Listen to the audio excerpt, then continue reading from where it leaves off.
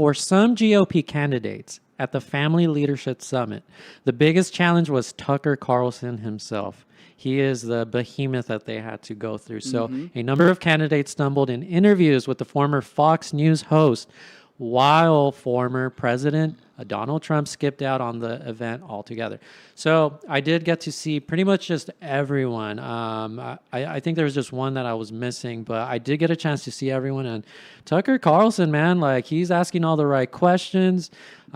He's pressing these people on some of the things that we as the American people and the people who they want to be representing, like, these are the important questions that we're trying to get into. But here it also reads, the 6 Republican presidential candidates came to Iowa Friday. So this is the Iowa Summit that we're referring to, by the way, to win over the Christian conservative voters, one of the most powerful voting blocks in the primary. But as it turns out, they really had to win over only one person, which was Tucker Carlson, and he was just not having it. He was not having it at all. But man, the interview with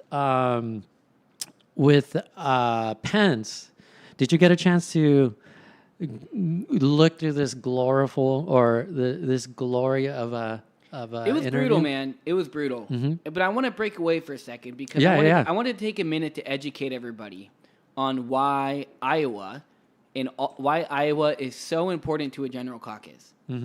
For those of you watching, have you ever wondered why every presidential debate seems to be in Iowa, or why Iowa is so important in a primary, whether Republican or Democrat? And the reason why is because it's the very first state to vote for a caucus. So they caucus first, and they choose whoever they like as their candidate. And what that does is whoever gets chosen first steamrolls their way into the rest of the caucuses. Most often it's New Hampshire next, or a couple after that. And when you perform well in Iowa, you perform well in all these other caucuses. So by Tucker Carlson being a gatekeeper, which, by the way, the left has gatekeepers, the right has gatekeepers. Tucker Carlson has positioned himself as a gatekeeper for Republicans by challenging them with really hard questions in the Iowa primary. What he's doing is he's weeding out the good contenders from the bad contenders, and hopefully, according to Tucker's philosophy, making them an ultimately better candidate. Do we think they're a better candidate because of that? Who knows? But one key thing about the Iowa caucus, if you're a Republican running in Iowa and you're trying to get that Iowa first spot, number one, you have to be a religious conservative. You have to have very strong social conservative values, because the conservatives in Iowa really harp on that. They're actually pretty moderate in terms of economic and foreign policy, but they're very socially conservative. So things like pro-life, gay marriage rights, religious rights, all these things are super heavy when it comes to Iowa voters, especially if you're a conservative.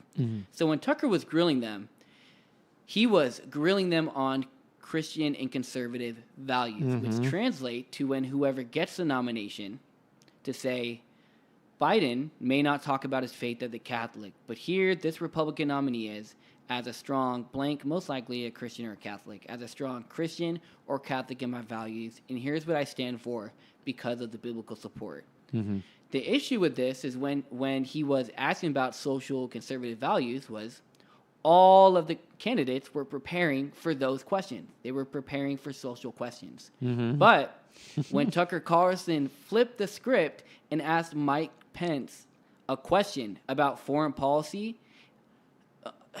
Mike Pence fumbled the bag. When Tucker Carlson pretty much asked him, hey, what are you doing in Ukraine? There's so many issues at home. There's so many issues in America. Why focus on Ukraine? And while most of the media cut out the beginning and the end of Mike Pence's answer, the soundbite that Mike Pence gave was, it's not my concern. Quite literally, it is not my concern. And he goes on to elaborate of why it's not his concern, and he makes some fair points. As many had said, he committed political suicide. This dude got the metaphorical rope and hung himself. Yeah, it was wild because I know at first he was pressing on him about the whole January 6th, and Mike Pence was like, well, former President Trump basically wasn't acting as a president. But I mean, if you remember the town hall, the CNN town hall that we had about like a month or two ago, I can't remember the date, but he was getting pressed on this issue as well. And he actually brought documents and his tweets where he kept telling everyone, do not like make it peaceful. You know, we are the political party of law and order. Like, do not do any of that stuff. So I don't necessarily know what he's referring to exactly. I don't think he elaborated too much. But then, yeah, exactly. Tucker Carlson started talking to him about, it seems that you are very much pro in support. Not pro, but like in support of providing Ukraine with all sorts of military artillery, arms. You know, you're all about the bills. You know, helping them out financially. I mean, I think the last time I checked, I think we're somewhere in the hundreds of billions of dollars in aid to Ukraine. But he was talking to him about that. He's like, you know, here we have, for the last 3 years, been struggling, especially with COVID, where we're seeing inflation in like greater numbers that we've ever seen, you know, gas prices, et cetera, et cetera.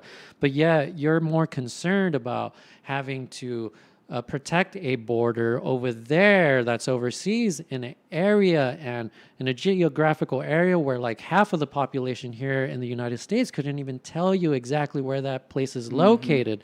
And so what's all that about, Mike Pence? And that's what he was drilling him on. And that's when he so famously and notoriously committed political suicide. Oh, yeah. But he brings up a really great point, and a lot of great points that a lot of conservative people on the right side and the more middle of the ground Democrats, you know, there are a lot of them out there, but I think we're having the radicals are the ones with the loud voices. So, you know, the loud voices tends to mute the more moderate ones. But that's a great point. Why are we so hell-bent and focused on, you know, giving so much military aid, financial aid to a country who we can't even, or the majority of, or at least at the very least, half of the population has no idea where it's located. We're so worried about those borders, but yet, just more recently with the whole Title 42, and you know, with a bunch of immigrants storming through Texas that we had around May.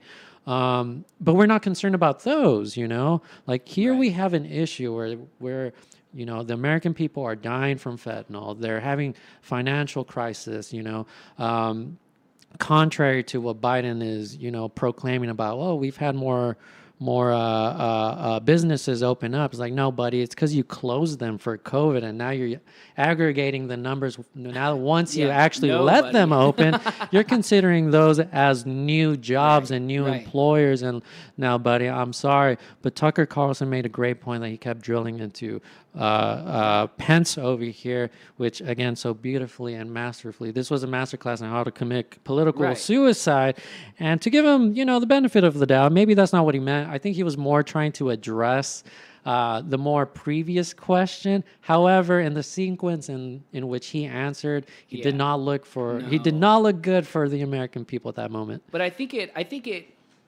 Listening to that Tucker Carlson interview with Mike Pence, what he's really saying is, how much time should we be spending on Ukraine? Right. That's what it's coming out to. And you're getting a variety of answers from the Republican Party. Pence is saying we should be spending a lot of time over there, ignoring our own issues at home.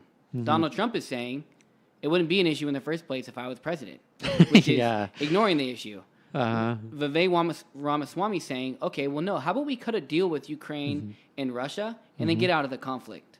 Nikki We're going to have to compromise. Saying, how about, no, we need to go balls deep in the conflict. And so there's a really big issue on the Republican Party because they're all so set on their physical issues, like their economic policy, taxes, tax breaks for the rich, all the dumb stuff.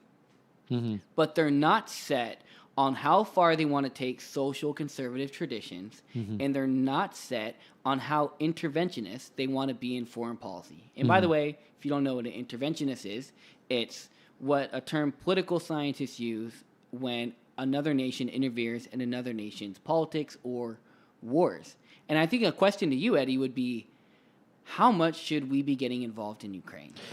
I don't know, man. I don't know if I know the answer to this because, there's different ways that we could go about it. It's not like we're absolute and we have to choose one, I think you do. You do, ultimately, we're going to have to choose one. You're either in or out. You have to choose. Absolutely.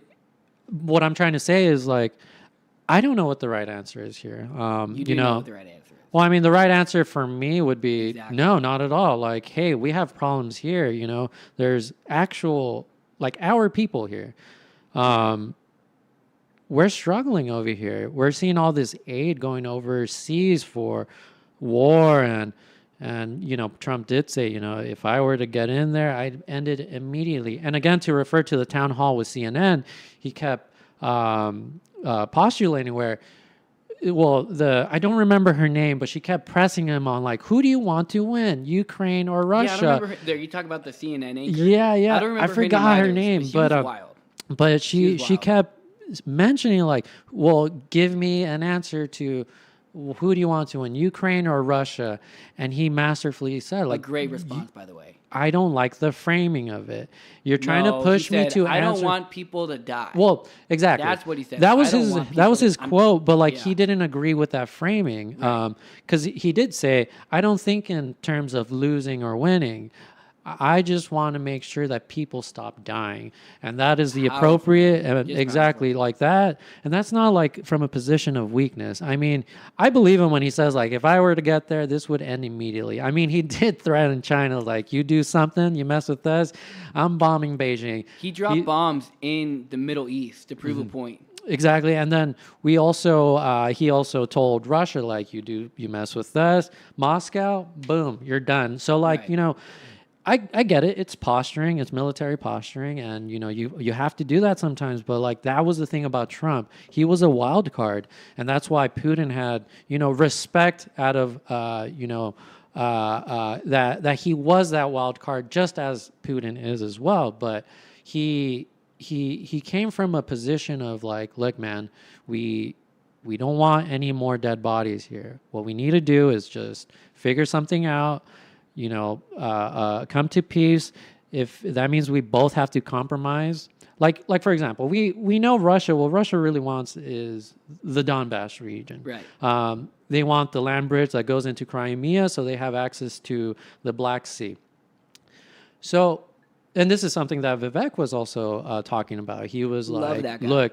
Exactly, man. I so much love for that, man. But anyways, he's kind of like in the same boat as Trump. We need to negotiate something here where, we're not exactly getting everything we want here, but we're willing to shake hands, compromise to a degree. We get a little bit of what we want, compromise where you step away a little bit back from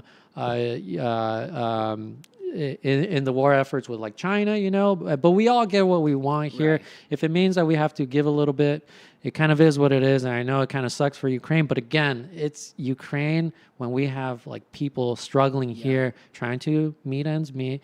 We can't afford anything over here.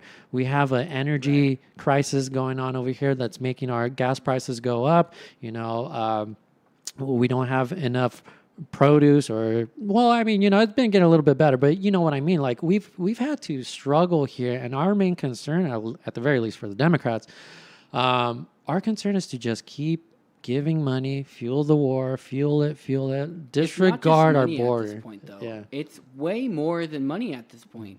We just gave them cluster bombs, which we talked about last podcast episode, which, by the way, after this episode, if you haven't watch that episode, just scroll to, like, maybe the last 15 minutes. We talk about sending cluster bombs to Ukraine and how it's a possible war crime.